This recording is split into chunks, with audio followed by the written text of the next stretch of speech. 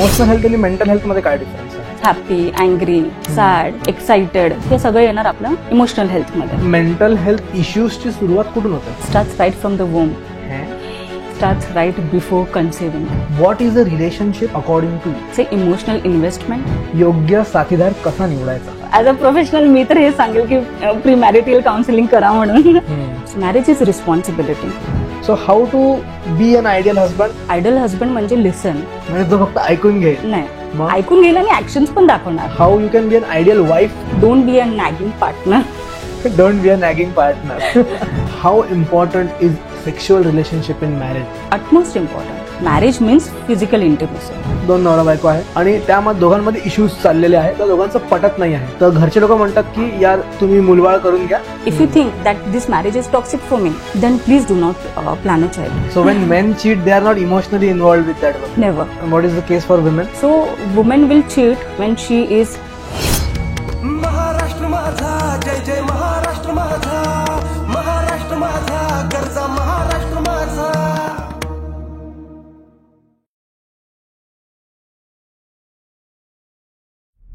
नमस्कार मामान, स्वराज्यवाणीच्या 5व्या एपिसोडमध्ये आपल्या सगळ्यांचं मनपूर्वक स्वागत. स्वराज्यवाणीच्या आधीच्या एपिसोड्समध्ये आपण बिझनेस, उद्योजकता आणि ग्रोथ या टॉपिक्सवर डिस्कशन केलं. आणि मला असं वाटते जेव्हा आपण ग्रोथबद्दल बोलतो तेव्हा फक्त फायनान्शियल ग्रोथ याच्याबद्दल न बोलता आपण मेंटल अँड इमोशनल ग्रोथबद्दल पण नक्की बोललो पाहिजे.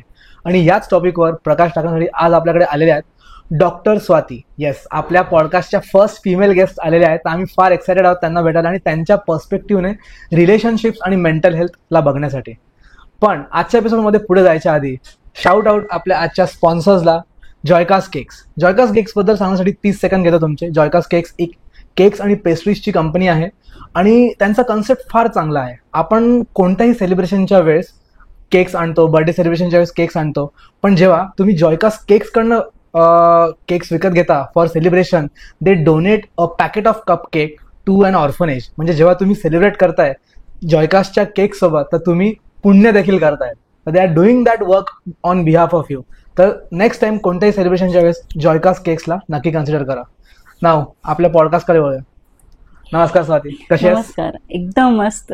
यार मी ना म्हणजे आतापर्यंत बिझनेसचे वगैरे पॉडकास्ट केले आणि मला असं वाटत होतं यार की ठीक आहे वी आर ग्रोईंग फायनान्शियली, पण लोकांना जेव्हा आपण आयुष्याबद्दल विचार करतो ना तर मेंटल इश्यूज खूप असतात आणि आतमधल्या आतमध्ये we are facing those issues आणि आपल्याला कळत नाही की त्या गोष्टींना कसं करायचं.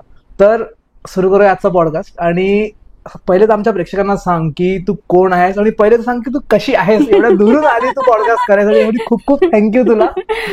कशी आहेस तू? एकदम मस्त, थँक्यू मला इन्व्हाइट करण्यासाठी.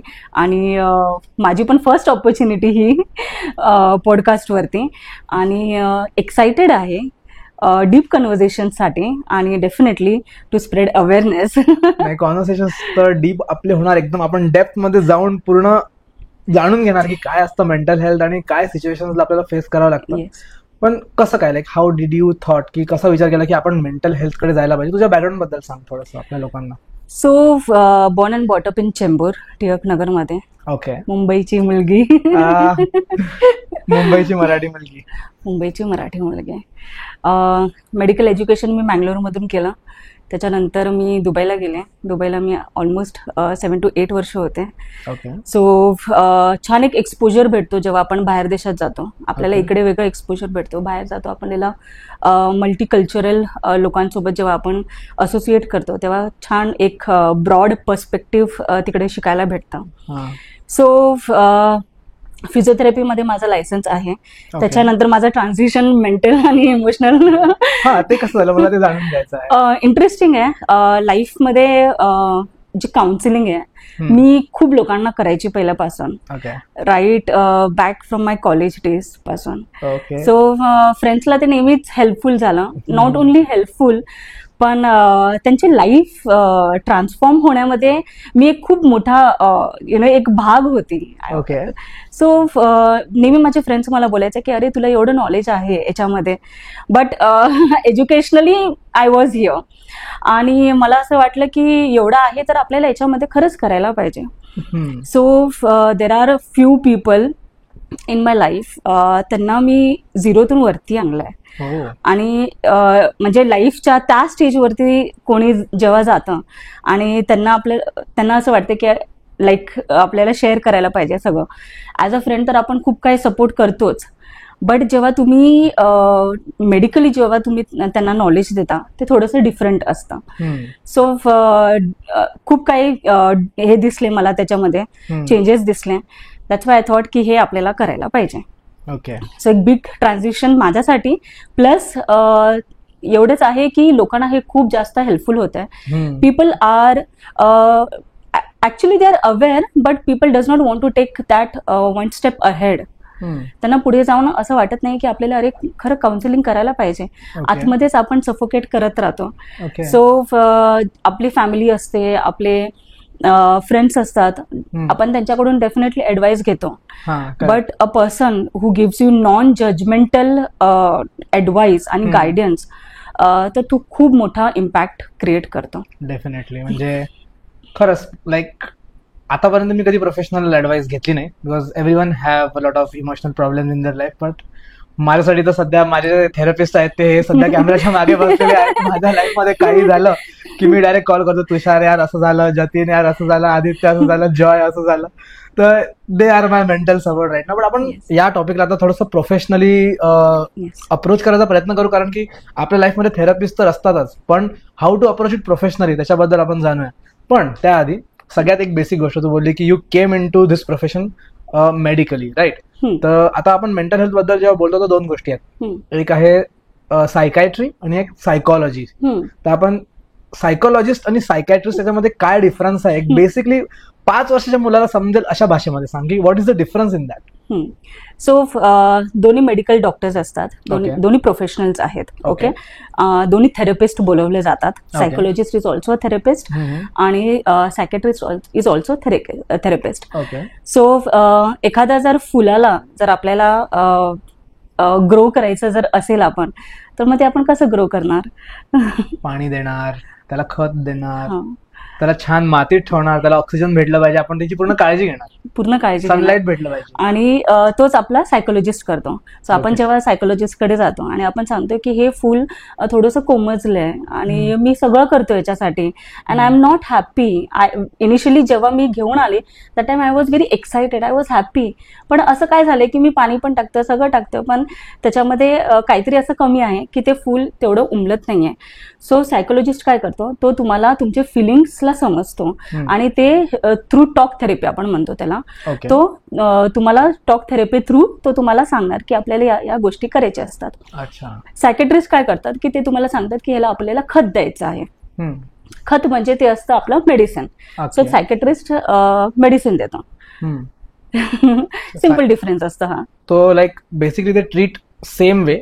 इनिशियली टॉक थेरपी दोघांमध्ये असते, बट सायकॅट्रिस्ट हॅव काय म्हणते लायसन्स टू प्रिस्क्राईब मेडिसिन. ते लोक मेडिसिन्स देऊ शकतात आणि जेवढे पण सिव्हिअर मेंटल हेल्थ इश्यूज असतात ते लोक बरोबर ट्रीट करतात. Okay. So like this is more about feelings and this is more about medicine. So कोणीही आता आपल्याला कोणालाही वाटते की अरे यार माझ्या आयुष्यात काहीतरी प्रॉब्लेम चाललाय, कोणाकडे जाऊ, मला माहितीच नाहीये कोणाकडे जायला पाहिजे. कारण की सायकोलॉजिस्ट पण आहे आणि सायकेट्रिस्ट पण आहे. तो जिथे तुम्हाला टॉक थेरपी करून आपल्याला वाटते की आपलं आपण मन मोकळं करून आपण फक्त बोलू शकतो. नॅचरली आपल्याला असं वाटते की मला मेडिसिन घ्यायच्या पहिले I want to try this ways, मग ते करायला पाहिजे. But if there is something severe which even you feel की सिम्टम्स थोडेसे जास्त झाले आहेत आपल्यामध्ये, then you need to treat those symptoms by taking some simple medicines. मतलब अगर बात करके अगर प्रॉब्लम सॉल्व हो रहा होगा तो थेरेपिस्ट के पास जाओ, अगर लात मार के प्रॉब्लम सॉल्व करना होगा तो सायकेट्रिस्ट के पास जाओ. एकदम बरोबर. ओके, ठीक आहे, पुढे जाऊया. म्हणजे आय गॉट एन आयडिया की काय डिफरन्स आहे. पण आता आपण इमोशनल आणि मेंटल हेल्थला समजा कम्पेअर करायचा प्रयत्न केला तर इमोशनल हेल्थ आणि मेंटल हेल्थ मध्ये काय डिफरन्स आहे? मेंटल हेल्थ म्हणजे कमिंग फ्रॉम युअर माइंड आणि ब्रेन. थॉट्स जनरेट होतात आपल्या, कसं डे टू डे लाईफ आपण सांभाळतो, कसं गोष्टी हँडल करायच्या, कसं स्ट्रेस करायचा. सो जो पण थिंकिंग पॉवर आहे तो सगळं आपल्या माइंडमधून येतो. इमोशन्स जे आहेत ते येतं आपल्या इमोशनल हेल्थ जे म्हणतो ते येतं आपल्या इमोशन्स मधून. इमोशन्स म्हणजे काय, आपण काय फील करतो त्याच्यामधून येतं. So all kind of emotions, whether it is happy, angry, sad, excited, काही पण ते सगळं येणार आपलं इमोशनल हेल्थमध्ये. ओके. ओके. आता हे दोघं कसे रिलेटेड असतात? हे दोघं डायरेक्टली प्रोपोर्शनल असतात. डायरेक्टली प्रोपोर्शनल असतात. Okay. Okay. If you have a good mindset, you can control your emotions. Okay. If you have good emotional state, you can control your mind. या, नाईस. है ना. So हे directly proportional आहे. लाईफमध्ये असे stages आहे ना, जेव्हा तुम्ही माइंडनी, मेंटली तुम्ही खूप जास्त पॉवरफुल असणार, स्टेबल असणार, आणि लाईफमध्ये असेही फेजेस येणार जेव्हा तुम्ही इमोशनली थोडेसे लो असणार. You need to take help. तुमच्या स्वतःच्याच माइंडची तुम्हाला हेल्प घ्यावं लागते. ओके. मला एक गोष्ट नाही समजली. If I am mentally strong and emotionally weak, याचं एक्झाम्पल समजावून सांगा की वेन दिस हॅपन्स, म्हणजे लाईक हे ट्रिगर होण्याचे सिच्युएशन्स काय असतात? ट्रिगर होण्याचे भरपूर सिच्युएशन्स आहेत, पण आता एक्झाम्पल मी सांगते. विल पॉवर जी येते ती येते आपल्या माइंडमधून. आपण बोलतो की माइंडसेट एकदम स्ट्रॉंग असला पाहिजे, ठीक आहे, पण विल पॉवर कोणाकोणाची वीक असते. याचे एक एक्झाम्पल देऊन सांगते. If you have a strong mindset, कोणतेही गेम जर आपण घेत असलो, क्रिकेट असेल, फुटबॉल असेल, आपल्याला माहिती की आपला फोकस कुठे असलं पाहिजे, तर आपण तिथे इमोशन्सला मध्ये आणत नाही. तिथे आपला माइंडसेट असतो. तिथे आपल्याला आपला माइंडसेट पाहिजे असतो की हा माझा फोकस आहे, I want to reach this goal. तर तिथे आपण तो रीच करतो. तिथे जसा इमोशन मध्ये आलं, मग तिथे आपण नाही करत. इवन इफ यू फील अँशियस, इवन इफ यू फील की नाही मी हा गोल नाही घेऊ शकत, तुम्ही तुमच्या माइंडला ऑलरेडी सांगितलं की मी हा गोल नाही घेऊ शकत. बट इफ यू टेल की this is my goal, I am taking this goal. Okay. Virat Kohli आहेत. व्हॉट ही डज, त्याला माहिती की मला हे सिक्सर घ्यायचं आहे, तो घेतो. तो त्याचा माइंडसेट तेवढा तो स्ट्रॉंग ठेवतो. Okay. That is related to mental health. That is related to mental health. पण मला एक गोष्ट लाईक विचारायची आहे. आता समजा आपण मेंटल हेल्थ बद्दल बोलतो म्हटलं, तर मेंटल हेल्थ इश्यूजची सुरुवात कुठून होते? Starts right from the womb. Really? It starts right before conceiving. Okay. हे सगळं नवीन आहे तुझ्या. चाइल्ड बिफोर कन्सेप्शन, म्हणजे एक mental health issue start before child is born. Yes. Wow. Unborn child can fear every single thing right in the womb. Okay. Right in the womb. Scans बघितले कधी? सोनोग्राफीचे scans बघितले YouTube वरती? Baby हसतोय, baby scared, baby cries. Why? Because mom feels that. And why baby can feel? Because baby can hear everything. Okay. नाळ असते ना आईची, बाळाला पोटात जाते, ते काय फक्त जेवणासाठी नसते. ओके. इमोशन्स पण ट्रान्सफर होतात. सगळं ट्रान्सफर होतं. आईचं आणि एका बाळाचं सगळ्यात स्ट्रॉंग रिलेशनशिप का असतं? Because of this. Because of नाळ. नाळ खूप स्ट्रॉंग असते, तो कनेक्शन खूप स्ट्रॉंग असतो. आणि बिफोर कन्सेप्शन जे मी बोलले ते का असतं? Both the partners have different mental state. Okay. त्याच्यासाठी आहे ना, गर्भसंस्कार जर तू कधी ऐकलं असेल, कधीच नाही ऐकलं? नाही. रिअली? नाही. गर्भसंस्कार म्हणजे आपण संस्कार देतो गर्भामध्ये. अच्छा. ओके. आणि गर्भसंस्कार जेव्हा प्रेग्नंट असतो तेव्हापासून नाही चालू करत आपण, त्याच्या पहिल्यापासून आपण प्रिपेअर करतो. आता medically if we see, if we want to produce a child, मग काय करतो आपण? बस होता झालं, बाळ झालं, कॉंग्रॅच्युलेशन. असं नाही करायला पाहिजे. Okay. You need to plan a baby. Okay. Baby, जसं मी बोलली होती, relationship is an investment. Baby is also an investment. Okay. Once he is out, तो लंबा चलता है, लाइफ लॉन्ग उसके साथ रिलेशनशिप रहता है. फक्त 6 महिने, 1 वर्ष आपण त्याची काळजी नाही घेत, त्याचा आपण नेहमीसाठीच काळजी घेतो. Mental health issues start right from your child, म्हणजे like even before your born. Even before conception. Reasons काय? इवन बिफोर कन्सेप्शन मी का बोलले की स्टेट ऑफ माइंड तुमची काय आहे. Okay. When you are in the course also, when you are intimate, तुमचं काय स्टेट ऑफ माइंड आहे. झगडे करून जर तुम्ही करताय तू रागात मी रागात बाळ रागिष्ट पैदा होणार. Okay. But if you have love, tremendous love towards each other, both the partners, दोघांचे मन जोडले पाहिजे, बाळ ही लवेबल मस्त राहणार. तर आता आपण जे रिलेशनशिप बद्दल बोलतो, what is the relationship according to you? It's a connection. Okay. For me it's a emotional investment. Okay. For me, okay, personally मी माझं सांगते. प्रत्येकाचे most of the people, let's talk about broader. हा, येते, त्याच्यावरती पण येते. कनेक्शन पासून स्टार्ट होतं तुमचं. कनेक्शन पासून तुमचे थॉट्स येतात, शेअर्ड इंटरेस्ट येतात, नीड्स असतात, डिझायर फुलफिलमेंट्स असतात, इमोशनल सपोर्ट किंवा इमोशनल इन्व्हेस्टमेंट आपण तिथे बोलतो. मेमरीज क्रिएट होते, life lessons you teach whenever you are in relationship, any relationship, you learn a life lesson, and that create or leaves imprints in your mind for lifelong. So any relationship, कोणत्याही जीवनामध्ये कोणत्याही फेजमध्ये जेव्हा पण येते, so तो lifelong imprint आणि life lesson देऊन जातो. Relationship is an investment. It is an investment, even if it is short term और long term, it is an investment.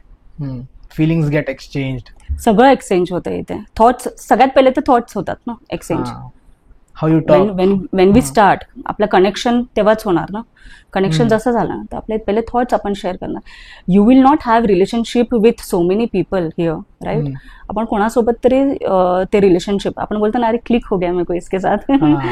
क्यों क्लिक हुआ? क्योंकि मेरे और उसके थॉट्स मिले हैं. We have some common interest, shared interest आहे, है ना.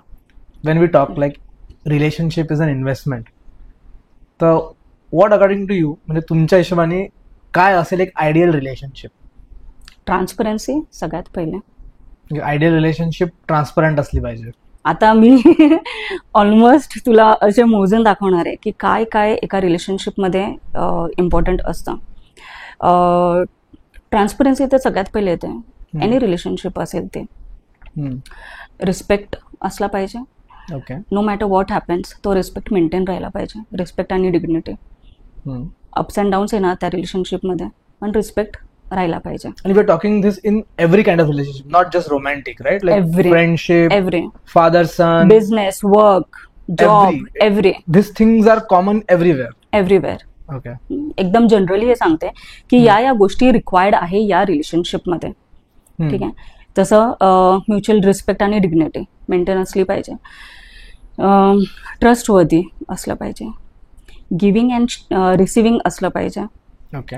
ग्रोईंग टुगेदर, तो भाव असला पाहिजे. तो भाव असला पाहिजे. नाही तर एकच वरती जातो आणि एक खाली आहे, असं नाही. Come I also pull you, ते असलं पाहिजे. You push me, I pull you.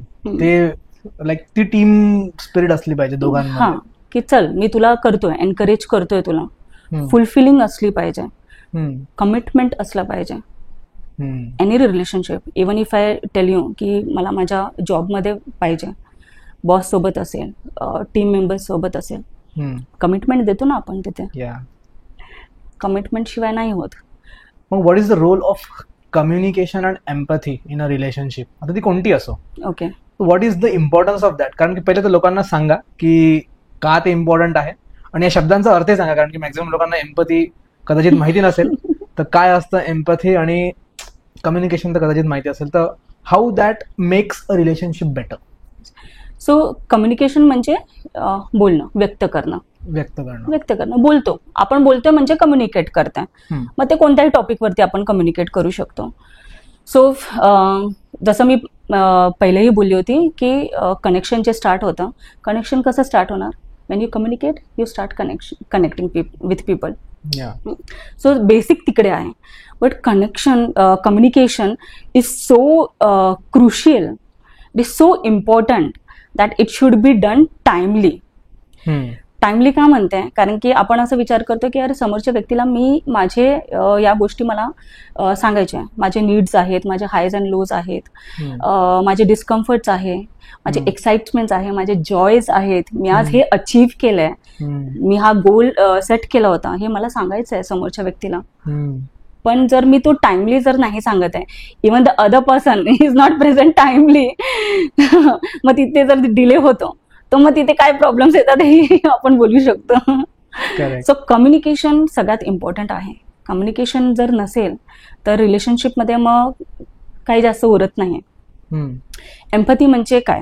Empathy simple भाषेमध्ये जर बोलायचं असेल तर की मी तुला समजू शकते, I understand your feelings, I understand your emotions, किंवा समजून घ्यायचा प्रयत्न करणं. हा, you may have your own issues, I have my own issues, बरोबर.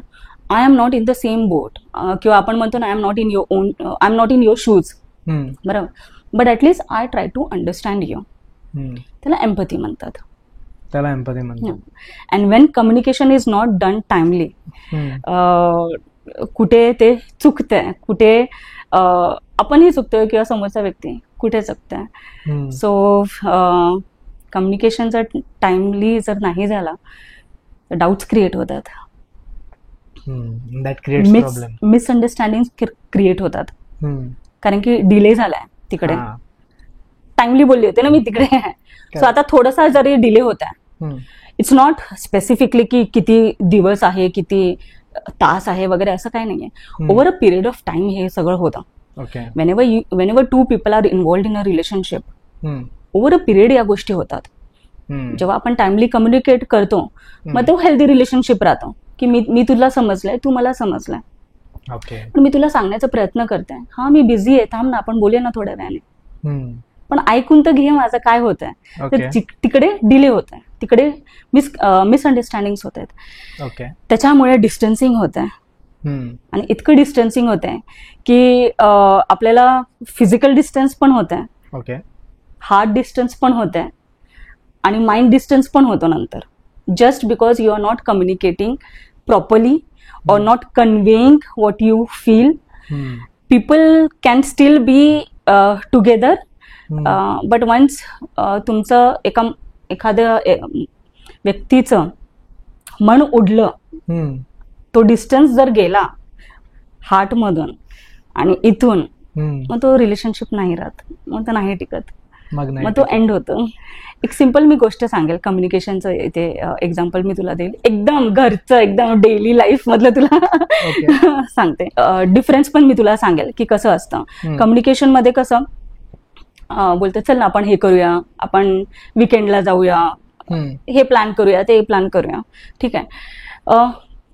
दोघांना जर वाटतंय तर दोघंही करतील, तर प्लॅन करतील आणि जातील, एन्जॉय वगैरे करून येतील. पण आता एखादी गोष्ट आहे जी आपल्याला पाहिजे की समोरच्या व्यक्तीने हे काम केलं पाहिजे आणि तो समोरचा व्यक्ती हे काम करत नाहीये, तर मग आपण काय करणार?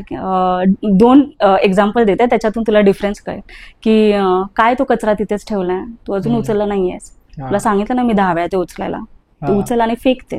पण जर आपल्याला हेल्दी कम्युनिकेट करायचं असेल तर त्याच्यासाठी 2 पॉझिटिव्ह बोलायचे, त्याला प्रेज करायचं पहिले की आज तू किती छान पिझ्झा बनवलास, दॅट पास्ता वॉज अमेझिंग, मी माझं मन एकदम छान झालं एकदम, पण इतकं छान झालंय ना.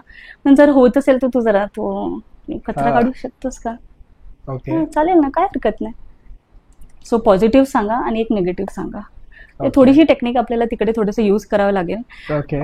ऑल्सो कम्युनिकेशन मध्ये 2 गोष्टी खूप इम्पॉर्टंट असतात, दॅट इज टोन.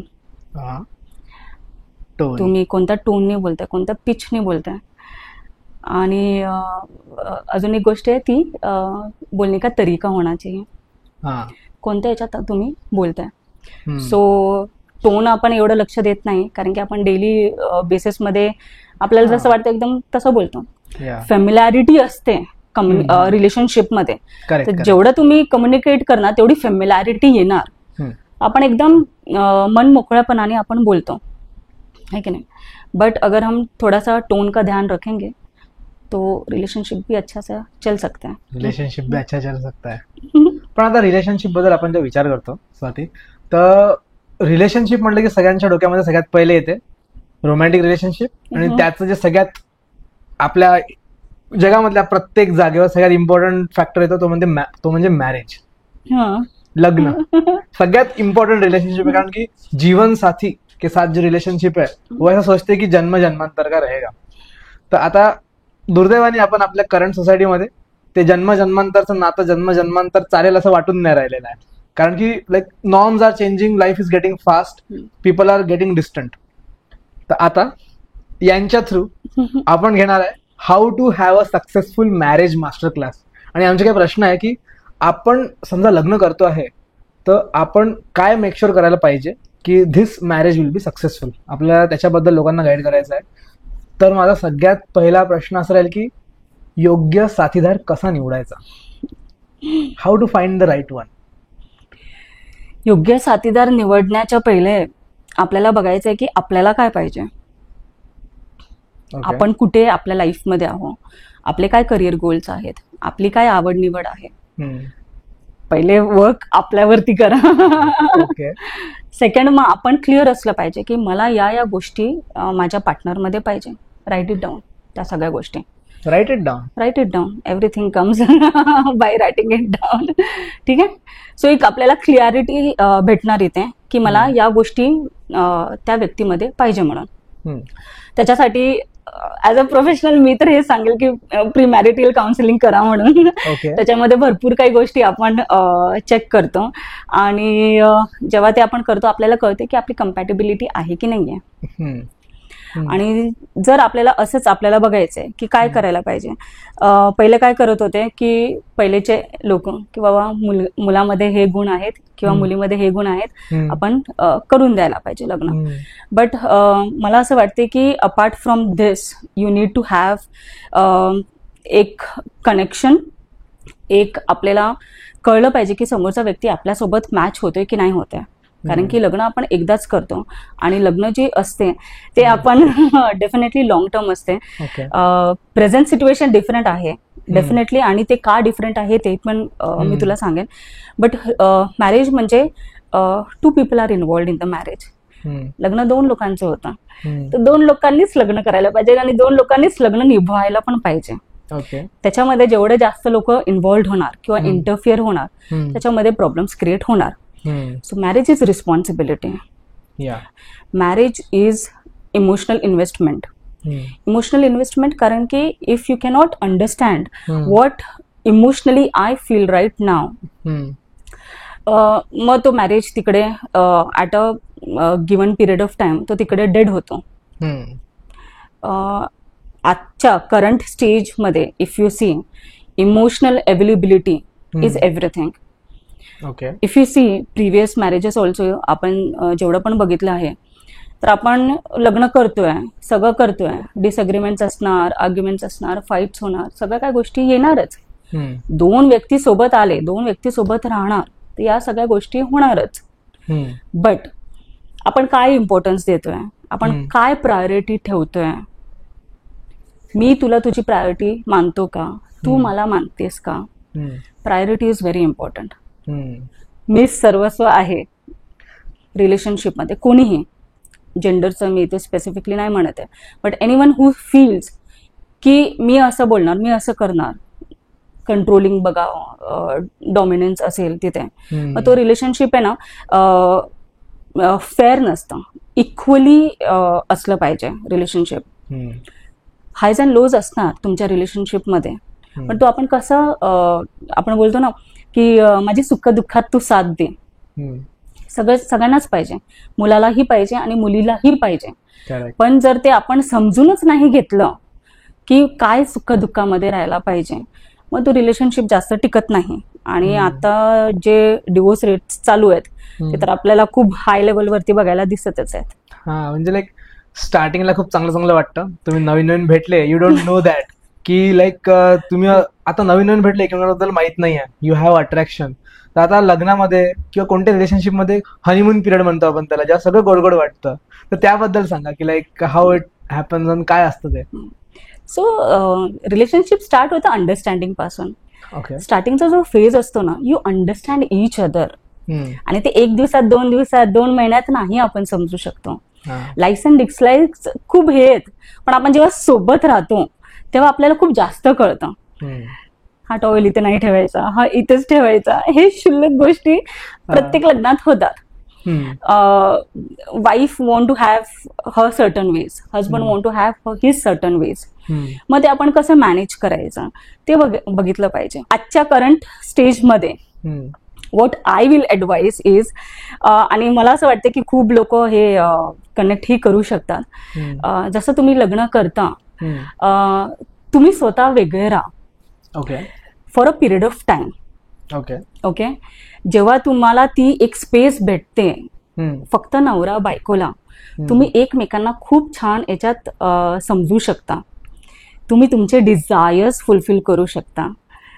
फॅमिलीमध्ये आपल्याला तेवढे डिझायर्स फुलफिल करता येत नाहीये. Husband have his on fantasies, wife have her own fantasies.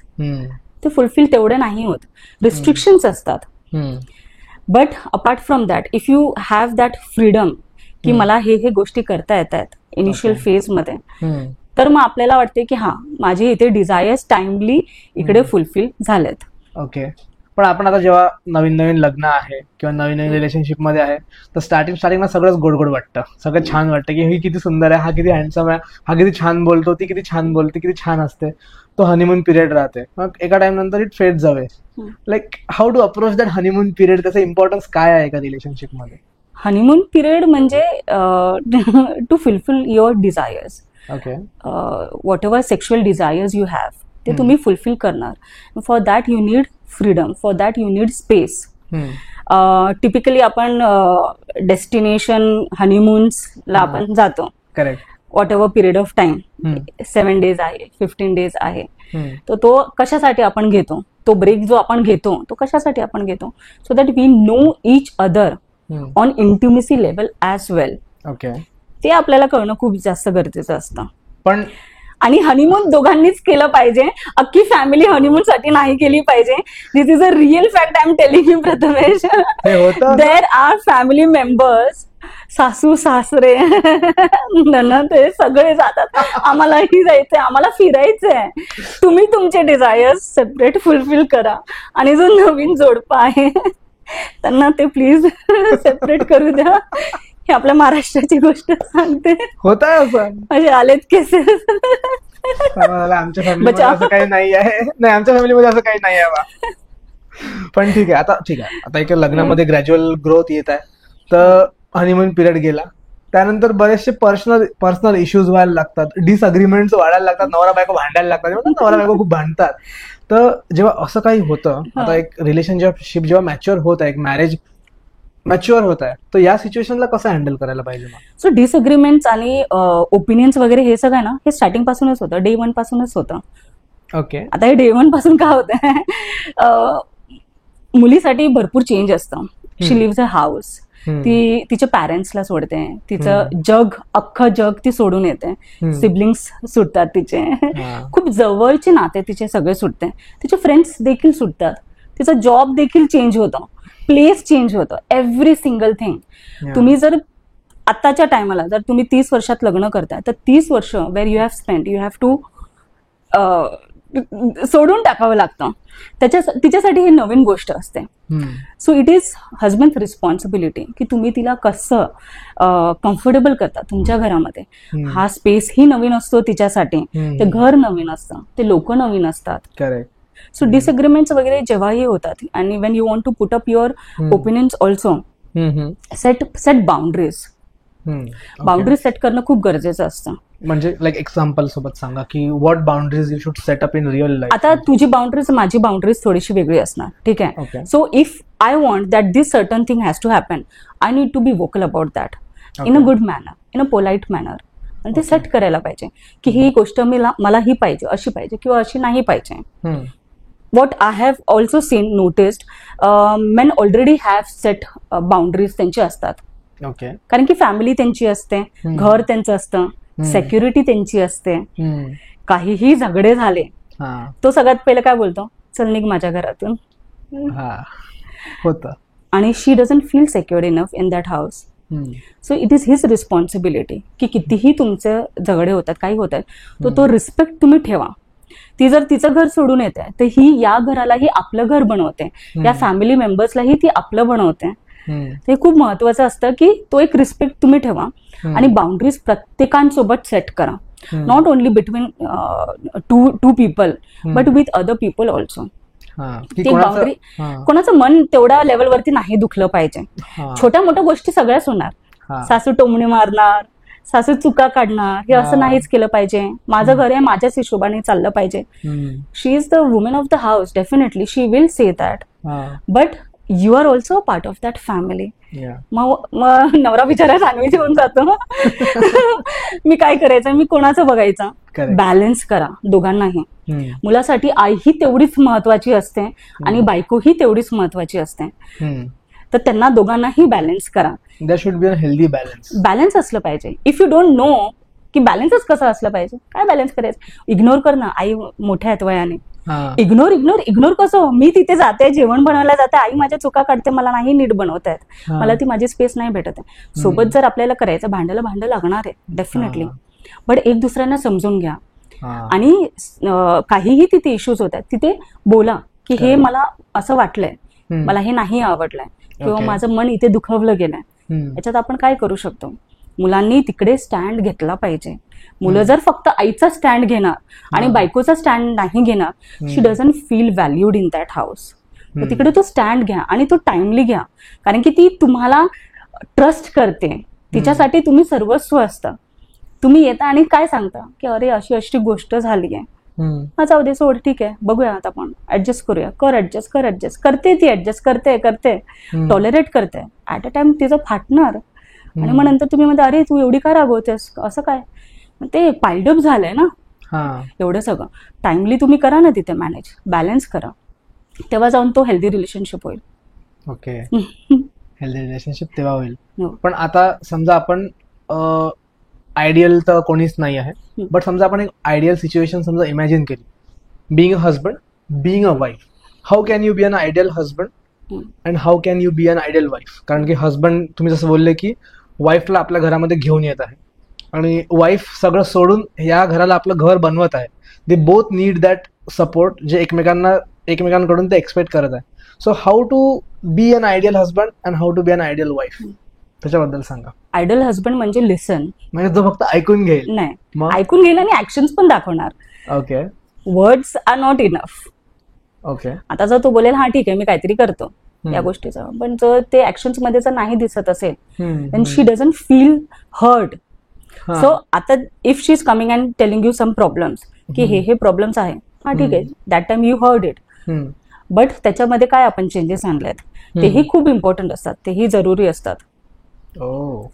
So heard, unheard जेव्हा गेलं तेव्हा ते जास्त होणार. मग तर म्हणजे लाईक लग्नामध्ये बायकोला समजा तुम्हाला चांगला एक हजबंड बनायचा आहे, तर तिला समजून घेऊन तिचा जो काही प्रस्ताव आहे किंवा whatever she is feeling ते समजून घेऊन तिच्यासाठी स्टँड घेणं फार जास्त इम्पॉर्टंट आहे. तेव्हा ती व्हॅल्यूड फील करेल त्या फॅमिलीमध्ये. बरोबर. What about the husband, how you can be an ideal wife to an husband, जेव्हा हजबंड सेक्युअर कसं फील करेल. सेम, ही ऑल्सो हॅव, त्यालाही असं वाटतं की माझेही हे नीड्स फुलफिल व्हायला पाहिजे. Don't be a nagging partner. Don't be a nagging partner. Nagging म्हणजे सतत आपण मागे लागतो की हे असं नको करू. Actually boys are raised differently and women are raised differently. Okay, तर अजून काय how to be an ideal wife ते सांगा. ते सांगते. ज्या पोरी बघत आहे ना त्यांना सगळ्यांना कळायला पाहिजे. आता नॅगिंग म्हणजे काय, आपण काय म्हणते की मागे लागणं, किचकिच करणं. एवढ्या वेळ वाजेपर्यंत बाहेर राहू नको, कुठेस तू. आहे मी बाहेर मित्रांसोबत आहे, काय करतोय, मी ठेवतो फोन, मला करू दे, मला काय करायचंय ते. इथे आपण ट्रान्सपरंट नाहीये. इथे ट्रस्ट कसं बिल्डअप होणार.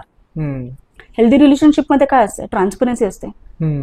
आपण तिला वेळेवरती सांगतो की मी आज इथे जातोय, या मित्रांसोबत आहे, मस्त आम्ही टाइम स्पेंड करणार आहे, ट्रिप करणार आहे, आम्ही थोडंसं पिणार आहोत, आम्ही सगळं करणार आहोत, एन्जॉयमेंट करणार आहोत.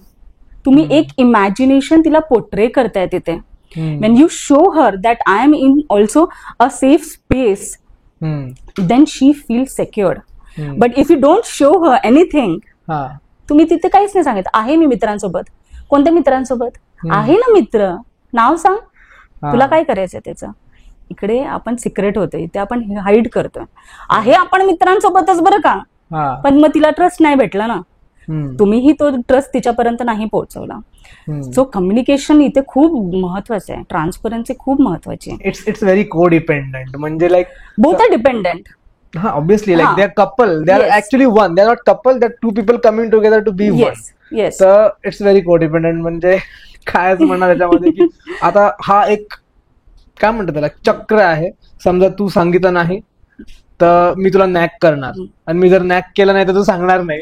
याला सॉल्व्ह कसं करायचं आपण? असं काही नाहीये, आपण स्टार्टिंगलाच सांगतो ना की माझा हा प्लॅन झालाय आणि मला इथे ट्रिपला जायचंय. हा चालेल ठीक आहे, माझे हे मित्र आहेत. If I am transparent, if I am not doing anything wrong. जर आता मी फक्त डिसाईड केलंय की मला फक्त जायचंय गोव्याला जायचं आणि मी फक्त ट्रिप करून येणार आहे 7 days, ओके ठीक आहे, तू फोन करून सांगणार किंवा फोन करून बोलणार तू कशी आहेस, काय आहेस, मी आज हे गोष्टी केल्यात. तिला एक पिक्चर भेटतो ना तिथे, जिथे तुम्ही 7 days काहीही पिक्चर देत नाहीये. She is definitely going to doubt. Don't hide it.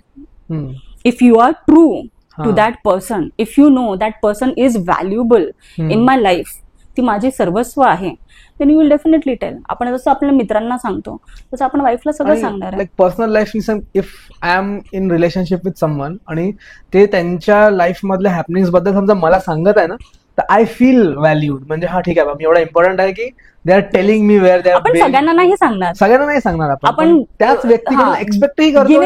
हा, आणि समजा नाही सांगितलं तर मग आपल्याला हर्टही होणार. एवढी मोठी गोष्ट सांगली, अगं एवढी छोटी गोष्ट तर सांगायला पाहिजे होती ना मला. हा, तेच कम्युनिकेशन येतं परत.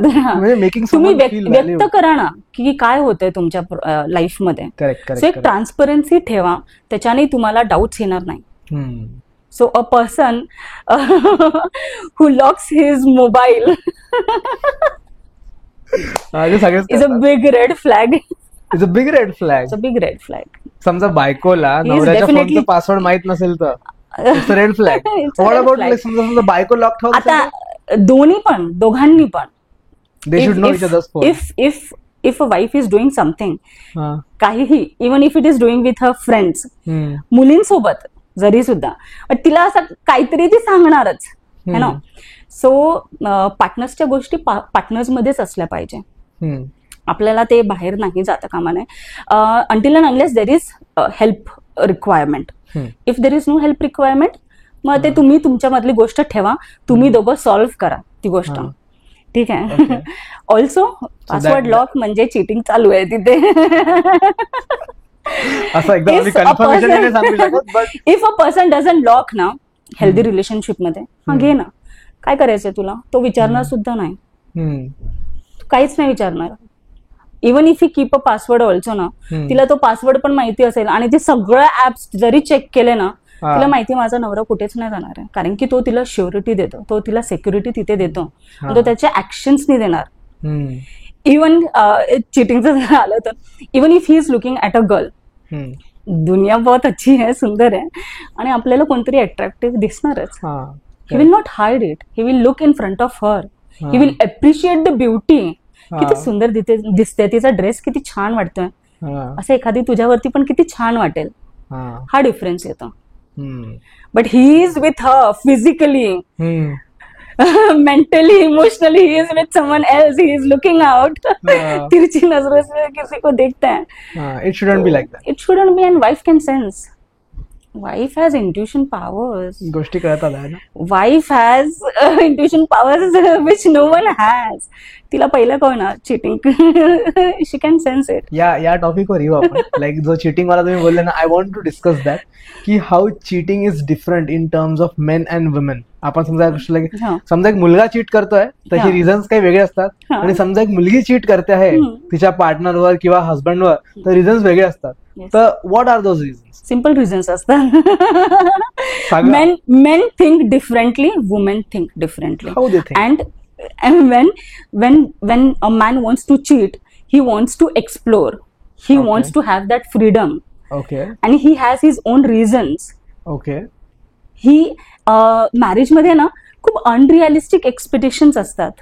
अनरिअलिस्टिक एक्सपेक्टेशन्स म्हणजे काय, की माझी बायको अशी दिसली पाहिजे. इनिशियल फेज मध्ये असते, त्याच्यानंतर बायकोमध्ये भरपूर चेंजेस येतात, तुमच्यामध्येही भरपूर चेंजेस येतात, पण ते आपण एक्सेप्ट करत नाही ना. बॉडीली चेंजेस येतात. तुम्ही पहिल्या वेगळ्या बॉडीमध्ये असता, वेगळ्या फिगरमध्ये असता, नंतर मुलगाही चेंज होतो, मुलगीही चेंज होते. But because of social media also जो दिखता है वो ही हमको चाहिए. आपल्याला मुलाला बघायला एक खूप सुंदर मुलगी आवडते आणि ते कंपॅरिझन नेहमी चालू असतं. पण आता बायको काय, आता आपलंच घर आहे, आपलंच नवरा आहे, आपण एकदम मस्त फॅमिलीयर राहतो, मस्त आंबोडा बांधून, मस्त केस बांधून राहणार. आपण रोज मेकअप नाही करत. That is not possible. Occasionally केलं पाहिजे. आपण सोशल मीडियावरती जे बघतो ते सगळं फेक असतं. खूप हाईप आहे तिकडे. रिअल लाईफ तशी नसते. रियालिटीमध्ये जगा. जसं आपण आपल्या पॅरेंट्स सोबत राहतो, आपल्या पॅरेंट्स एकदम नॅचरल राहतात, तिकडे फेक नाही करत. तर पार्टनर्सचे ना एक्सपेक्टेशन्स इकडे असतात, अनरिअलिस्टिक एक्सपेक्टेशन्स असतात. एक्सपेक्टेशन्स थोडे कमी ठेवा आणि सिम्पल राहा. So when a man wants to cheat, so he wants to have fun. Explore. Even example मी तुला सांगेल की आता जेवढे पण चिटिंग जे पण होतात ना, तर डिलिव्हरी नंतर एका बाईने डिलिव्हरी केली आहे, तर husband doesn't get his time with his wife, then he wants to explore. She has to take medically that much period to recover.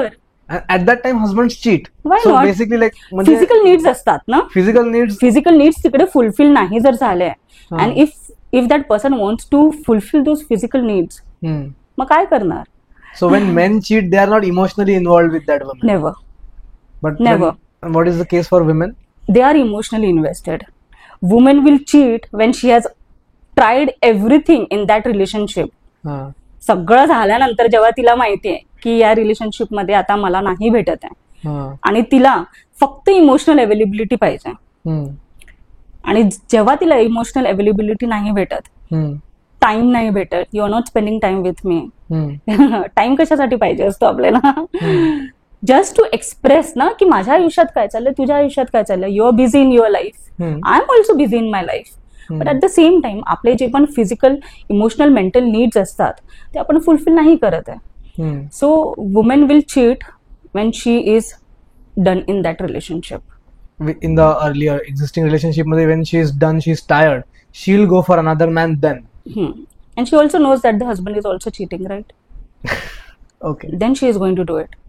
Okay. Majority of the cases. Majority of the cases मध्ये असं होईल. But that's how it proceeds. म्हणजे अशी chronology त्या केसमध्ये work करते. तर ही like खूप मार्जिन, लाईक विमेन्सला फिजिकल नीड राहत नाही का? Like because of physical need they never cheat. Majority काय आहे ना, फिजिकल नीड्स आहे ना खूप कमी लेखल्या जातं. Men are encourage to fulfil their physical needs, but वुमेनला ती स्पेसच भेटत नाही. They are judged. They are judged every time. Okay. Even in marriage, there are so many marriages where woman is not satisfied physically. She is not satisfied for years, for 15 years, 20 years. She is not satisfied. But cheating वरून ना, म्हणजे like आता आपण याबद्दल एवढं बोललो की why people cheat, the reasons are different. But for a successful married life जेव्हा आपण म्हणतो, for men and women both, how important is sexual relationship in marriage? Utmost important. It's very Marriage means physical intimacy. Okay.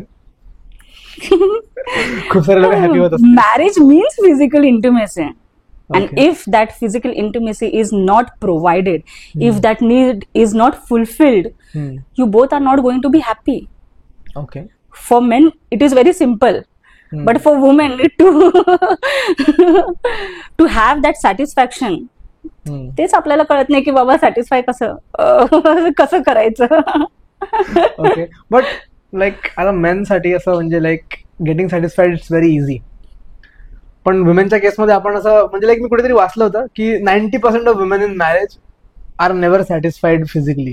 If you ask previous generations, आजीबाईंना जर विचारलं आपण, whole life she wouldn't have been satisfied, because man don't know how to satisfy a woman. बस यायचं, आपण आपलं काम करायचं आणि जायचं असं नसतं. अराउजल करा, फोरप्ले करा, you should know where to hit. Okay, points असतात, रिप्रोडक्शन थोडंसं लर्न करा. तो आपण एका नेक्स्ट पॉडकास्ट मध्ये नक्की कव्हर करू. ऑल्सो फिजिकल इंटिमेसी, दोन्ही partners should do it in a good mood. Sometimes एका पार्टनरचं मूड नसतं, थकून जातो, आपण काम करतो, फक्त सॅटर्डे संडे भेटतो किंवा फक्त संडे भेटतो, मग त्याच्यामध्ये आपल्याला खूप असं वाटतं की आपल्याला आता आज नाही करायचंय, रिस्पेक्ट करायचं. त्यावेळेस physical intimacy should never be forced.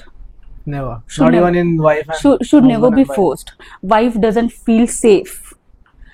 Many marriages मध्ये मी बघितलंय, wife doesn't feel safe with her husband. No, safe म्हणजे काय, कारण की तिच्या गरजा तिथे पूर्ण झाल्या नाहीयेत, तिला तिकडे सेक्युर्ड नाही वाटत. तिला असं वाटते की का सॅटिस्फाय नाही होत आहे, तोही किंवा मीही, आम्ही दोघं का सॅटिस्फाय होत नाहीयेत. आणि त्याच्यासाठी प्री काउन्सिलिंग मध्ये मला असं वाटतं की खूप इम्पॉर्टंट आहे, फर्टिलिटी टेस्ट करा. ओके, आताची लाईफस्टाईल जी वेगाने चालली आहे, फर्टिलिटी इश्यूज नंतर येत नाही, हे खूप अर्ली एजेस मध्ये, 20s मध्ये, 30s मध्ये येतात. फर्टिलिटी टेस्ट करा दोघांनीही, men and women both have to do it. Reproduction मध्ये काय आहे काय नाही आहे, मेडिसिन्सनी सगळं ठीक होतं, सगळं ठीक होतं. ठीक करा. इरेक्टाईल फंक्शन्स आहेत, ठीक करा. स्पर्म काउंट लो आहे, ठीक करा. that everything is everything is counted. If your sperm count is also low, erectile dysfunction भी अगर है, तो you both are not enjoying. Even the man is not enjoying. Even the man is not enjoying. He is also frustrated. But shame. कसं मी सांगायचं कोणाला? अरे बायकोला सांग ना. बायको म्हणते चल डॉक्टरकडे जाऊया. नाही मला नाही जायचंय. देर आर स्पेशल डॉक्टर्स ना त्याच्यासाठी जा. सो तेवढं ना हिडन नका ठेव. If you have some issues with your body, even if it is with your private parts, दाखवा, क्लिअर करा. सायन्स खूप पुढे गेलंय, खूप पुढे गेलंय. सो वुमेनचे फिजिकल नीड्स तेवढे फुलफिल होत नाहीयेत आणि त्यांना फुलफिल करायचे आहेत. आजच्या ज्या मुली आहेत त्यांना ते सगळं फुलफिल करायचं आहे. तिच्या नवऱ्यासोबत तिला फुलफिल करायचं आहे. तो स्पेस घ्या आणि तो करा. आणि जिथेही आपल्याला प्रॉब्लेम्स येतात ते सॉल्व्ह करा ना. Mic drop.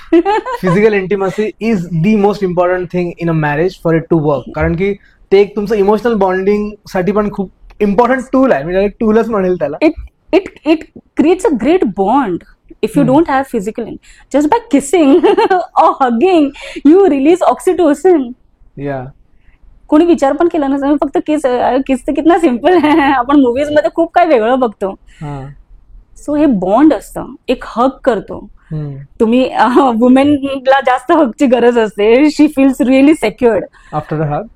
Yes, she feels that warm. तिला वाटते की हा मला सगळं ठीक आहे. फक्त एक हक द्या तुम्ही, अजून जास्त काही नका करू.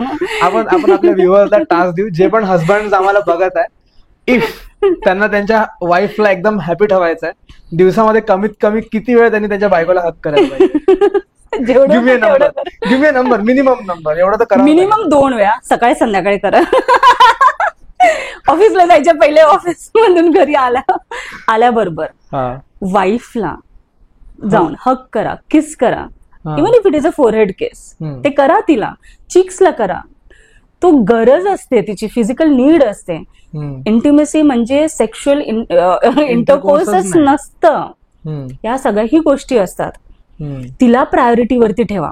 घरी आल्याबरोबर तुम्ही जाता, मुलांना घेता, ते आहे आपल्या लाईफ मधले खूप इम्पॉर्टंट. बट सगळे निघून जातात, वाईफ शेवटपर्यंत राहते. पॅरेंट जाणार, मुलं जाणार, फ्रेंड जाणार, सगळे जाणार.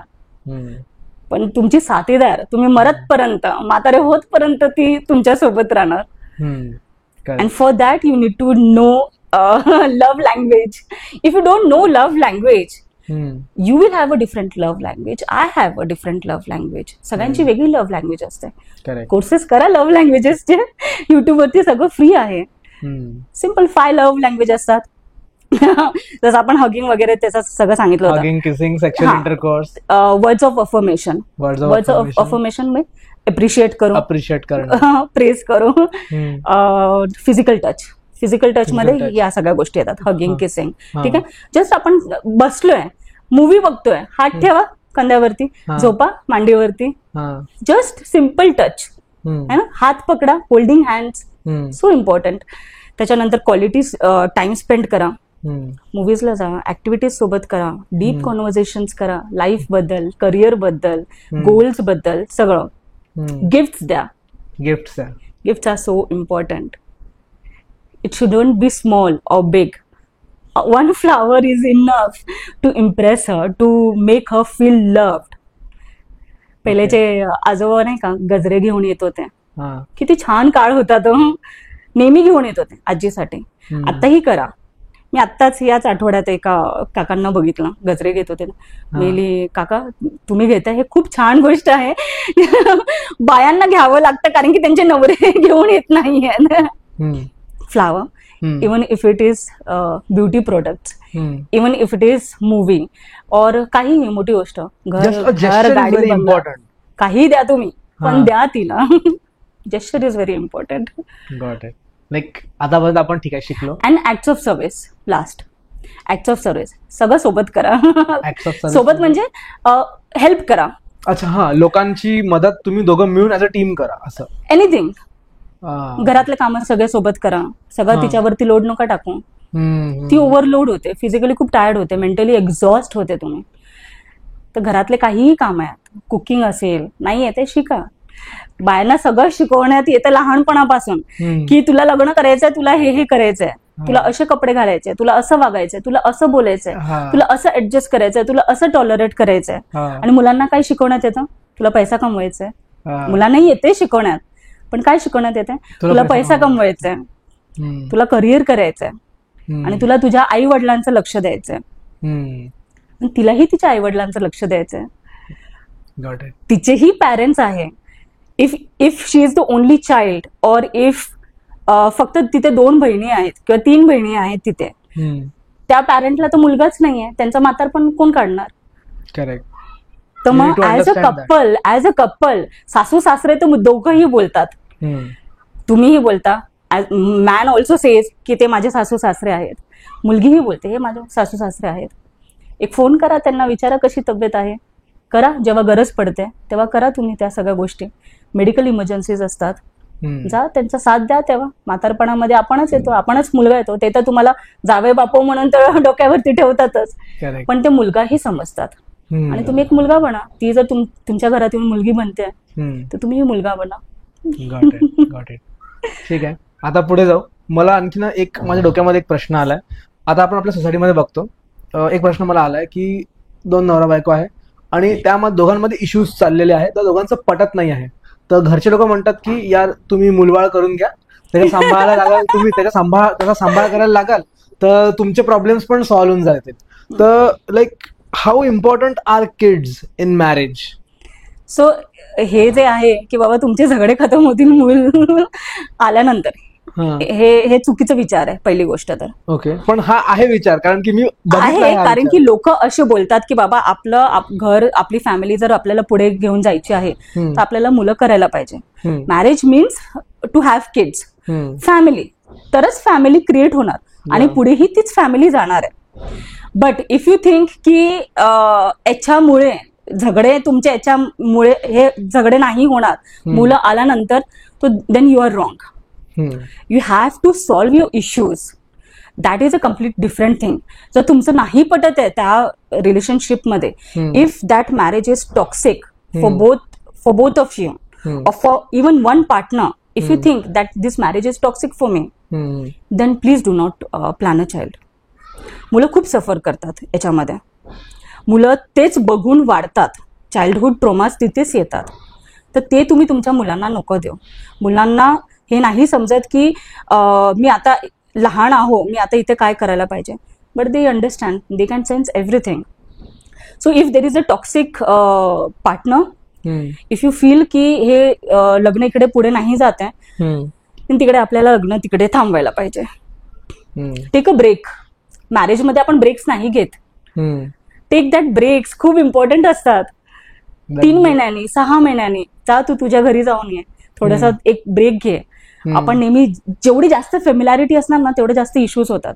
तेवढी एक फ्रीडम द्या, तेवढी एक स्पेस द्या. मुलं घेतात ती फ्रीडम. एव्हरी सॅटर्डे संडे घेतात, मला क्रिकेट खेळायचं आहे, दॅट इज माय रुटीन.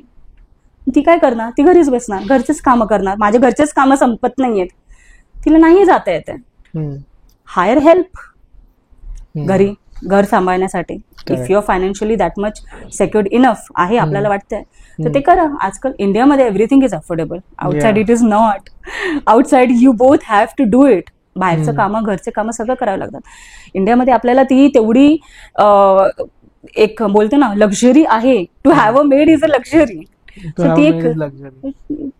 ते करा तुम्ही. ठीक आहे. आता लाईक 2 सिच्युएशन्स आहे. यू टोल्ड की केव्हा you should have a kid or not.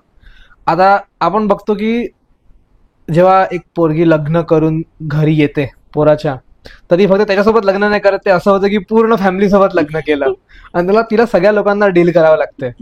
तर what are roles of in laws in her life or in a married life? सगळ्यात मोठा इम्पॉर्टंट रोल असतं त्यांचं, कारण की मोठे असतात ना. मोठे आपल्याला शिकवतात, मोठे आपल्याला आशीर्वाद देतात. करेक्ट है ना. पण शिकवण्याची पद्धत चांगली असली पाहिजे. शिकवण्याची पद्धत आहे ना, रोज रोज रोज टॉन्टिंग नसली पाहिजे. मुलीला असं वाटते की काय चुकतंय माझं की मी त्यांना खुशच करू शकत नाही. Her only aim is to please everyone in the family.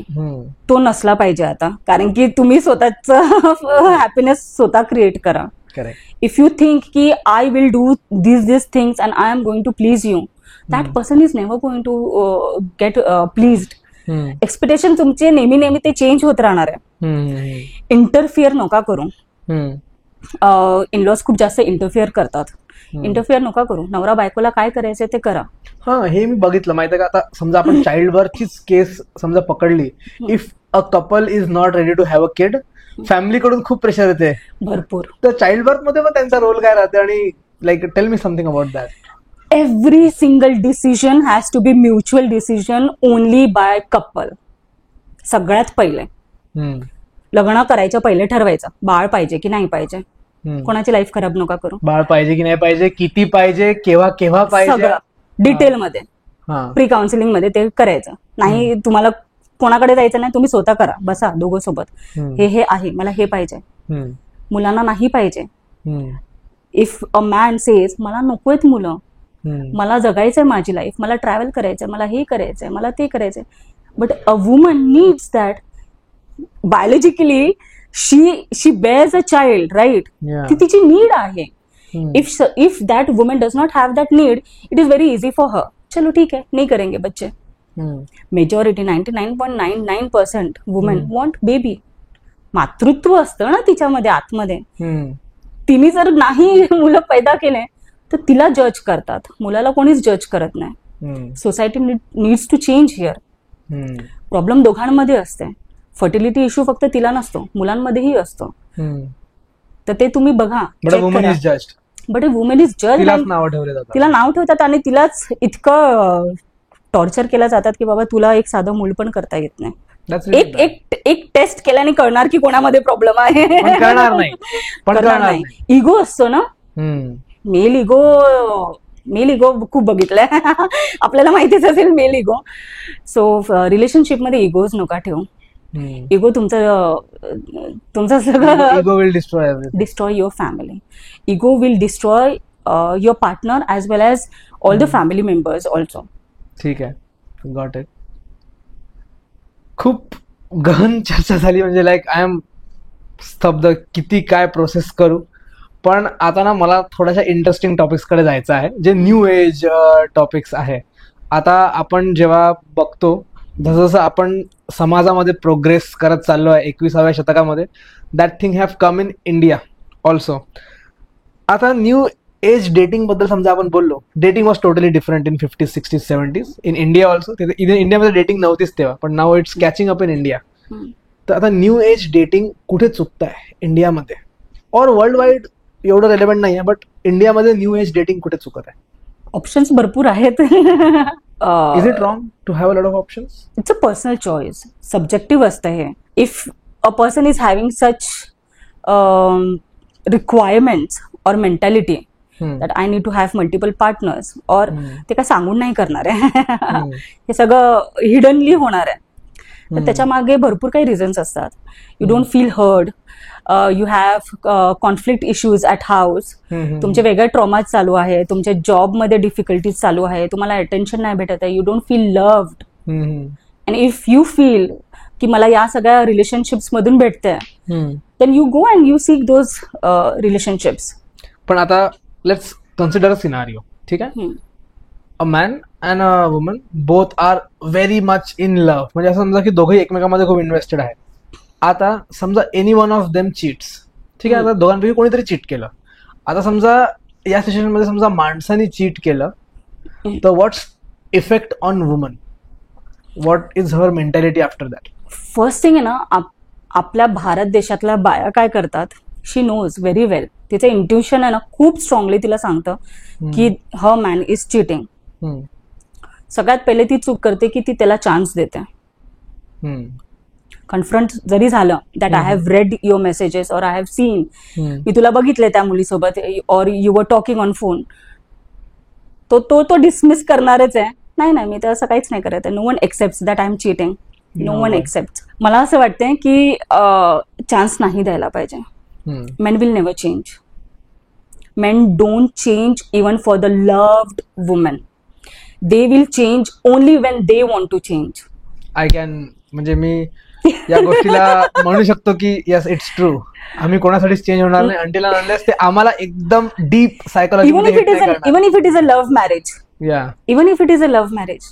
मी तुझ्याशी खूप प्रेम करतो, but I will not change. मला हे करायचं. Accept me as it is. तसं असायला पाहिजे ना. पण हो, पण चिटिंग एक्सेप्ट करणार? Men don't accept.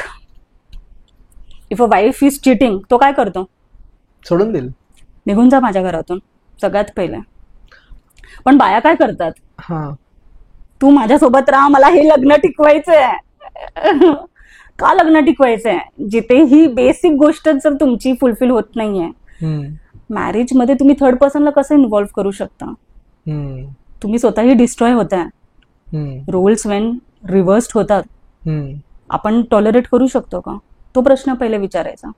If I cannot tolerate my wife with someone else, then even she should not. पण बाया काय करतात? टॉलरेट वरती tolerate. I have a case. I am not disclosing anyone's name. Disclaimer. माझे सगळे counselling sessions खूप confidential असतात. I understand. She is 40 and he is 50. 50च्या एज मध्ये if he is cheating, okay, it's normal for him, right? As a man, I don't know. I have never cheated. It's not about personal thing here. Yeah. But for a man, generally. Yeah. त्याच्यासाठी काही age limits नसतात. Correct आहे की नाही? He can cheat any time. ती chance वरती chance देते. She knew right from her marriage days that he is a cheater. She kept giving chances. आणि आता तिची अशी वेळ आली की आता ती घाबरली की अरे मुलगा मोठा झालाय, मला आता सगळं करायचंय, माझ्यावरती सगळे रिस्पॉन्सिबिलिटीज येणार. तो एक फिअर असतो की मी आता सोडू कसं, मला नाही राहायचंय, I don't want him to cheat. ती कन्फ्रंट करते, ती सांगते त्याला याच्या पुढे करू नको. He says yes I am not going to do it, but he does again after 3 months, again after 1 year, he does that. So men don't change. Women have not set their standards, and majority of the women, I'm saying, nowadays women are setting their standards, okay, and women are vocal about it that this is not acceptable. मी हे accept नाही करणार आहे. Step back घेत आहेत. If you see early divorce cases जे होत आहेत 1 वर्षामध्ये खतम होत आहेत, त्याचे हे रिझन्स खूप स्ट्रॉंगली आहेत. जर पहिल्याच्या जनरेशनच्या बायांनी जर हे केलं असतं ना, लग्न हे कधीच टिकलं नसतं. पण मला ना याच्याबद्दल एक आय हॅव अन अनॉलॉजी आणि मी कुठेतरी वाचलं होतं त्यामुळे मी बोलतोय. I might sound totally toxic saying that, पण जसं तुम्ही आधी मला बोलले की hormones are released different in men and women, आपण आधीच्या थोड्या वेळा आधी बोललो आपण. तर when a man is involved physically with a woman, testosterone is released. When a woman is physically involved, estrogen, oxytocin is released. Oxytocin is released. But a man, when he is physically involved with a woman he loves, at that time only oxytocin is released. आणि medical terms मध्ये oxytocin is a love hormone, right? When a woman is having sex with any man, she gets attached emotionally, mentally, very quickly. With everyone. Yes. She have sex with, right? Yes. But when जेव्हा मुलगा sex करतो आहे, जेव्हा तो physically involve होतो आहे, तर he is not getting emotionally involve, it's just physical need for him. तर मला वाटतं दॅट इज द रिझन की a man don't accept a woman very easily if she is physically involve with someone else, because he will think की okay, if she was physically involve with anyone else, she still have that emotional bonding, emotional connection with that man while living with him. So that is very disrespectful. म्हणजे खूप जास्त लाजिरवाणी गोष्ट आहे एका माणसासाठी की मी एका अशा बाईसोबत राहत आहे जी दुसऱ्या माणसाबद्दल विचार करते, बट फॉर मॅन तसं नाही राहत. सो मे बी हे जे डबल स्टँडर्ड्स आपल्या सोसायटीमध्ये बनलेले आहे, I think this might be a biological reason for या गोष्टीचा उगम जो म्हणतो ना, मला वाटते बायोलॉजिकल रिझन या गोष्टीचा उगम असू शकतो, which is wrong. We should change that thinking. But what is your thinking on that? Like is it true की मी फक्त बकवास करताय? नहीं, एक्स के साथ फ्रेंडशिप मत रखो. दोनों भी. हाँ, but still like what it's difficult for a man to accept woman's past, right? आपण सोसायटी मध्ये it is difficult for her also to accept. मग and she says also timely she says also की हे असं असं आहे, हे मला एक्सेप्टेबल नाही आहे. But what society does, she is not allowed to come back to her house. माहेरी येऊन का राहतेस? काय झालं? 1 महिना झालायस तुला येऊन, परत नाही जायचंय तुला सासरी? लग्न म्हणजे सासरीच राहायचं मरतपर्यंत. डोली यहाँ से उठेगी, आपको अर्थी वही पे लेके जाना है. तर तिला सोसायटीने खूप बाइंड करून ठेवलंय, खूप होल्ड करून ठेवलंय. जजमेंट एव्हरीवेअर, जजमेंट प्रत्येक गोष्ट खूप जास्त असं फोर्स करून ठेवलंय. सफोकेट होते. आजची जी बाई आहे लग्नात आहे ना, खूप सफोकेट करते. पण आता लग्नात suffocation is not good. Sorry to cut you here. Suffocation is not good. It is not good for anyone. Suffocation म्हणजे काय? That relationship is not healthy. If you are glowing within a year, लग्नाच्या एका वर्षात जर तुम्ही glow करताय, that is a healthy marriage. You will physically glow. You will physically glow. तेज राहील तुमच्या, एक तेज असणार तो तुमच्या हॉर्मोन्सच तुम्हाला तो प्रोड्यूस करून देणार आहे. आज घरी जाऊन आपल्या नवऱ्याचा नाही तर बायकोचा चेहरा बघा आणि बघा ते ग्लो करताय का. नसेल करत तर काहीतरी चेंज करण्याची गरज आहे. पण जसं तुम्ही बोलले की मॅरेजमध्ये सफोकेशन नाही राहिलं पाहिजे, आणि टू अवॉइड दॅट बऱ्याच लोकांनी एक नवीन कन्सेप्ट काढलाय ओपन मॅरेजचा. Like what are your thoughts on open marriage? कारण की मी पर्सनली जशी माझी मेंटॅलिटी आहे, I don't believe in it. भाई मेरा जो है वो तो मेरा ही है. मी कोणासोबत शेअर करू शकत नाही. I can't share my woman. If I was a girl I can't share my husband. माझी ती मेंटॅलिटी आहे, तो मेरा ही आहे. तर आता ही प्रथा जी आहे ना खूप जास्त प्रचलित होऊन राहिली आहे ओपन मॅरेजेसची. आणि I think it have come to India हळूहळू, नॉट ॲट द स्केल जेवढं US मध्ये आहे. Do you think it can be a successful thing in a Indian society और any society in the world? आणि is it right? Like, what do you think? What are your thoughts on that, being a psychologist? Marriage म्हणजे 2 people. आपण आता discuss केलं. Third person आल्यानंतर consequences असणार आहेत. मग ते कोणत्याही रूपात येऊ दे. पण ओपन मॅरेज जी असते ना, it's a complete choice, and it has to be mutual choice. Okay. Mutually तुम्ही जर दोघं ठरवताय की असं आम्ही करतोय, बट त्याच्यासाठी बाउंड्रीज तुमची सेट असली पाहिजे. ओके.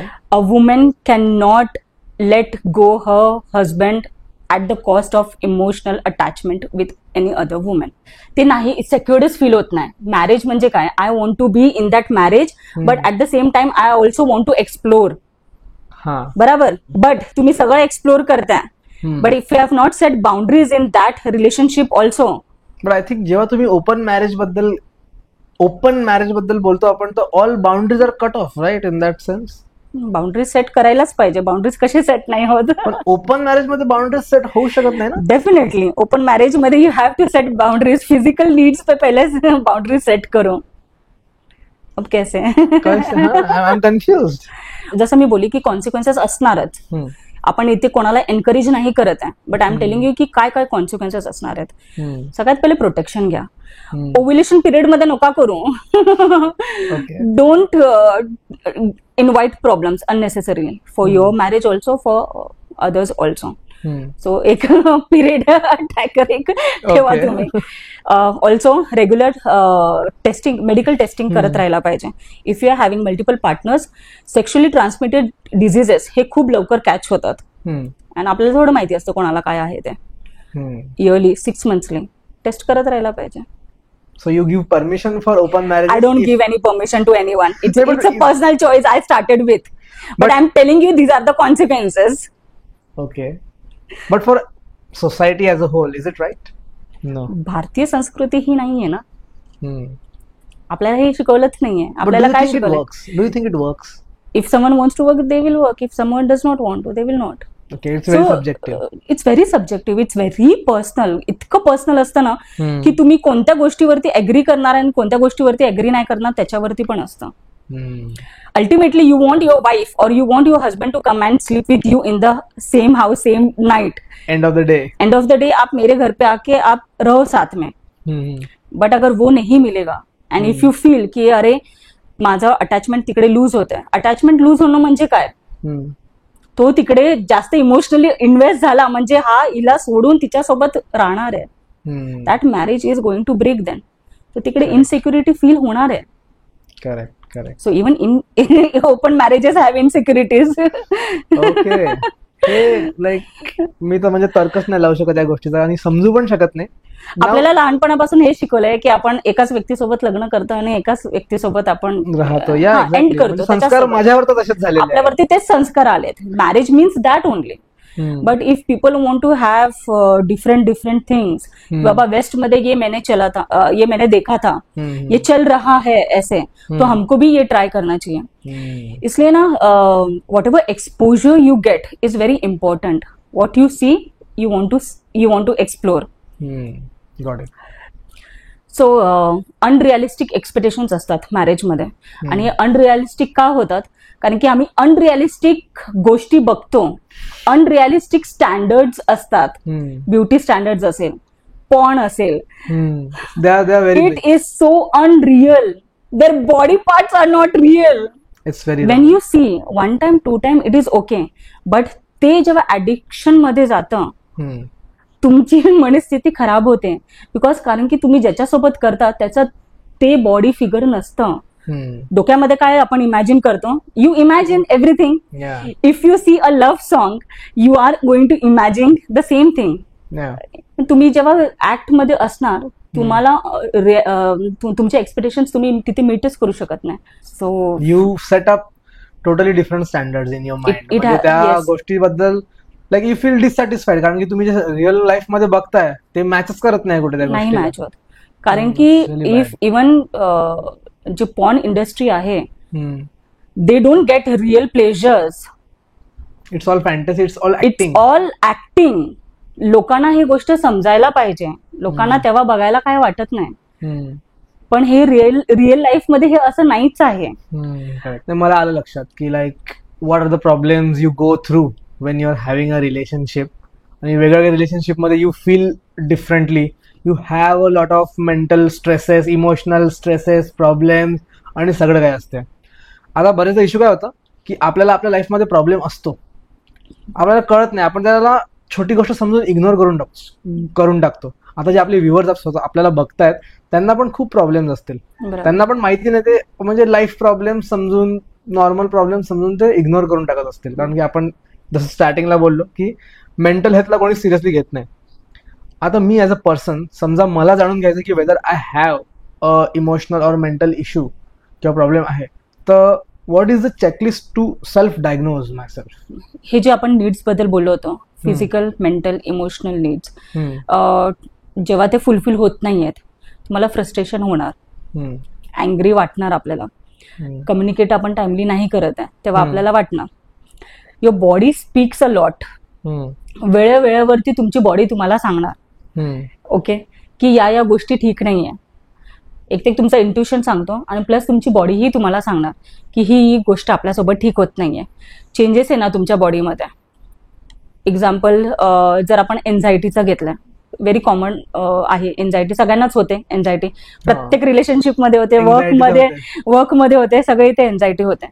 सो एन्झायटी जर होते तर तुम्हाला काय होणार आहे, काय सिम्पटम्स असतात, घाम सुटणार आपल्याला, हार्टबीट फास्ट होते, पल्स फास्ट होते तुमची, पोटात क्रॅम्पिंग सारखं वाटणार, एकदम घाबरतो आपण, शॉर्टनेस ऑफ ब्रेथ येते. हे सगळे फिजिकल सिम्पटम्स तुमची बॉडी तुम्हाला दाखवते that this is not right. Defence mechanism जो असतो तो तुम्हाला सांगतो की हे गोष्टी तुमच्यासोबत घडल्यात, त्या ट्रिगर झाल्यात, त्याच्यामुळे you have to protect yourself. तर जेव्हा तुम्हाला फिजिकली ते सगळं दिसणार then it's a high time you need to go and seek help.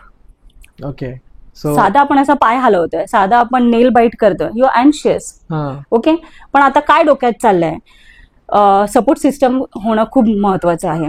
आपण सगळ्यात पहिले आपल्या डोक्यामध्ये काय चाललंय आपण कोणाला सांगतो, आपण आपल्या लव्ड वन्सला सांगतो, आपण आपल्या आईला सांगतो, बाबांना सांगतो, पॅरेंट्स, सिबलिंग्स, कोणालाही सांगतो, फ्रेंड्सला सांगणार. If we are not able to share with our family members, आपण विदाउट जजमेंट आपण आपल्या फ्रेंड्सला सांगतो. फ्रेंड्सलाही जर आपल्याला नाही आपण नाही पोहोचू शकत आहे, सांगू नाही शकत आहे, then you need to seek professional help. Professional help तुम्हाला खूप काही सांगणार, तुमच्यासोबत काय होतं ऍज अन इंडिव्हिज्युअल, रिलेशनशिप मध्ये काय चाललंय ते तर सांगणारच. बट जेव्हा माझ्याकडे पण कपल काउन्सिलिंगसाठी लोक येतात, I do individual counselling initially. Okay. की तू तुझी स्टोरी सांग. Both have stories right. You have to tell me your whole story, then he has to tell his whole story. आणि मग आपल्याला कळणार की कोण कुठे बिघडलंय आपलं, कुठे चुकतंय आपलं, कोण काय आपले नीड्स फुलफिल करत नाहीयेत. Okay, I got an idea की आय हॅव अन इश्यू आणि तो माझ्या आप्यामध्ये नाही आहे स्वतः सॉल्व्ह करणं. I am very stressed, I am very anxious, मला समजत नाही काय करू. आणि यू बिंग अ प्रोफेशनल, मी तुमच्याजवळ आलो टू गेट थेरपी. तर युजली व्हॉट्स द ड्युरेशन, मला किती थेरपी सेशन्स लागतील to be emotionally well again? Instead of duration मी कसं हील होतंय त्याच्यावरती फोकस करायला पाहिजे. Okay. It's not only about 3 sessions 6 sessions. माझ्याकडे जे आता करंट क्लायंट आहे तिचे ऑलरेडी 20 सेशन्स झालेत. 15 to 20 सेशन्स. आणि हे का लागतंय तुम्हाला, कारण की तेवढी ट्रॉमा झाले तिच्या लाईफमध्ये.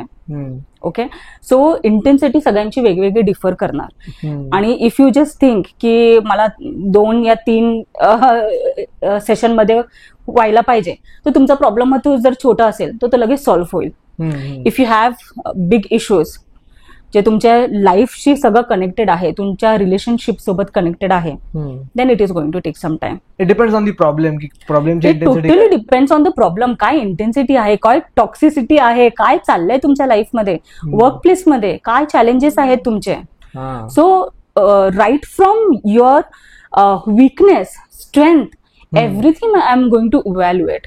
तुमची काय पर्सनॅलिटी आहे, तुमची पर्सनॅलिटी आणि बाकीचं जे पण प्रॉब्लेम असेल ते खूप कॉन्ट्राडिक्टरी असणार आहे.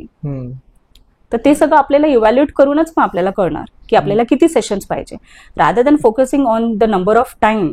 Even I am not restricted to time. मी 1 तासाचा एक सेशन नाही घेत. माझं टिपिकली आपण बघतो की थेरपी सेशन्स टिपिकली जे घेतात, I don't feel histories complete होत नाही समोरच्या व्यक्तीची. हिस्ट्रीज तेवढी किती मोठी असते.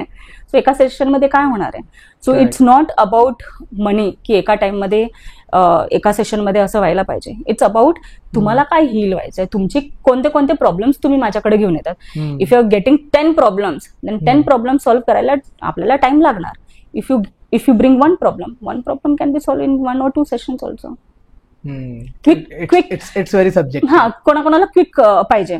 आता जॉब ऑपॉर्च्युनिटी आहे, मला काहीतरी छान 2 मस्त पॅकेजेस भेटले आहेत आणि दोन्हीही खूप छान पॅकेजेस आहेत आणि कंपनी पण 2 छान आहे. बट आय एम कन्फ्युज्ड की मला काय डिसिजन घ्यायला पाहिजे. आता तुम्ही कन्फ्युज आहे, त्याच्यामुळे तुम्ही माझ्याकडे आले. So we have to see की काय आहे त्याच्या अवतीभवती, काय तुमचं कनेक्ट होत आहे, काय कनेक्ट नाही होत आहे. सो हे डिसिजन्स क्विक डिसिजन्स असतात, ते आपण पटकन घेऊ शकतो आणि that should be in her favour.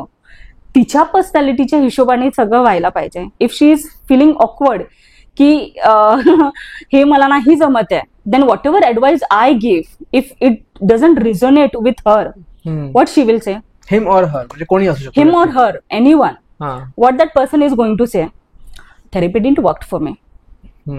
समजा if it's not understood well by the therapist, it takes time ना. एका सेशन मध्ये 2 सेशन मध्ये आपण लिमिट नाही करू शकत. तुम्ही जेवढं जास्त एक्सप्रेस करणार, तुम्ही जेवढं तुमची पॉझिटिव्ह निगेटिव्ह साईड सगळं सांगणार, त्या हिशोबाने मी तुम्हाला सांगणार की these are the things, this is suitable for you, this is not suitable for you. Got it. So people who says therapy does not work for me,